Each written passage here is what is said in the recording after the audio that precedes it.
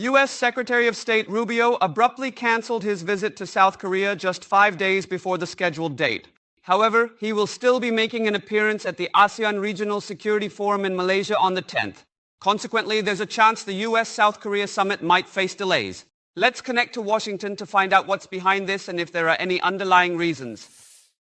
Kang Young-gu, Rubio was supposed to discuss the first U.S.-South Korea summit with President Lee Jae-myung during his visit. Why was this suddenly cancelled?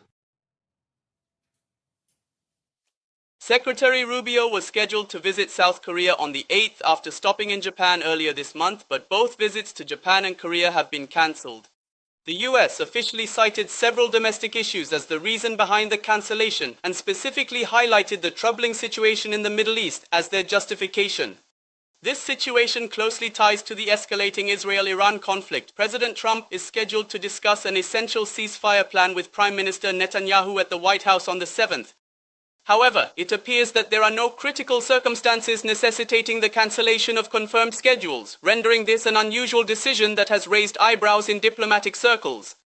In addition, Japan cancelled the US-Japan 2+2 foreign and defense ministers meeting due to disagreements over defense spending, and President Trump had also expressed dissatisfaction over auto tariffs and rice market access. This atmosphere appears to have affected Rubio's decision to cancel his visit to South Korea. In particular, the upcoming 8th of this month aligns with the ongoing US mutual tariff issues, indicating that trade disagreements between the two countries serve as significant background factors. It appears quite likely that the U.S.-South Korea summit planned for this month will also be impacted. What is the current sentiment in Washington? Yes, a senior official in our government has stated they are coordinating schedules to aim for a U.S.-South Korea summit by the end of this month. However, at this moment, no definitive schedule for the summit has been confirmed yet.